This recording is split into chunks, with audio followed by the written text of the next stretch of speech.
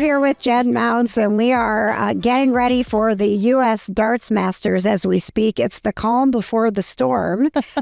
And you have been here before. This is my first time. Yes, this is our third year in a row representing USA Darts to do stage-side photography and player interviews for Will Stewart does the post-match press. So we're used to it now. So can you give me a little bit of insight on, as a spectator who has watched it grow on TV, it does seem like the fans are more into it. It feels like we're starting maybe to get a little bit of that vibe that we love from the PDC. Do you feel like that's happening? Yeah, I would say year one blew our mind, meaning coming to the New York Madison Square Garden venue, coming from Las Vegas. It was an instant hit.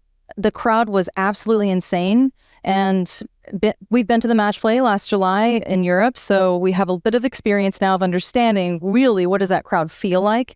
So the atmosphere isn't quite the same when it comes to numbers, but the actual vibe is quite on par. So I would say even from year one, it was amazing, and we're only just exponentially growing from there. So I don't think we started at a deficit or any kind of a disadvantage here.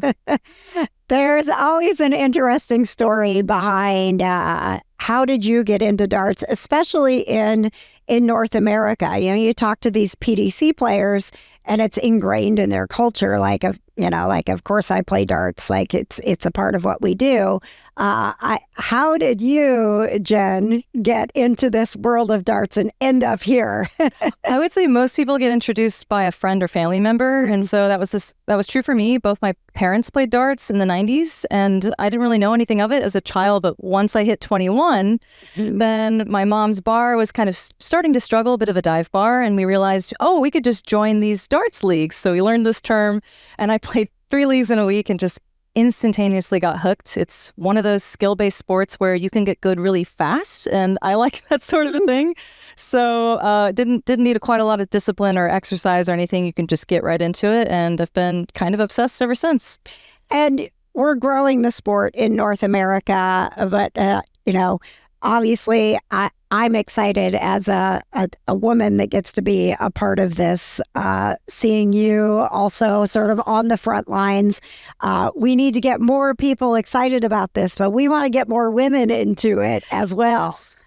Yes, I think that there are plenty of female players, and I was a player myself, but there aren't as many women, I would say, promoting darts or in media or marketing. So I do think it's quite unique when people see a woman presenting information or just communicating it out there. It kind of grabs a different group of people interested. So I really like being in that position of, okay, I want women to be a little more vocal about darts, more in the comment section. I think they're more reserved when it comes to spreading opinion or kind of getting into the controversy of darts. So I feel very honored to be where I am and have the privilege of getting to promote darts in general. And can you talk a little bit about, you've been around darts, you said, a very long time, how the Championship Darts Corporation has had the impact that, I mean, not to be biased, I kind of feel like we need in North America. No bias. I think it's objective reality. The CDC is the only successful organization in terms of this top-down marketing that has been one united body that has brought all the best talent throughout the nation together and in Canada and created a direct feeder into the PDC. So having that connection is everything. And we're really amazed at how far they've come. I remember when they first started looking for sponsorship and coming to our companies, and it's been truly fascinating to see a couple more people here and there get added to the organization, yourself included. So it's all good things, and I really just wish the best for them. I think they have endless potential.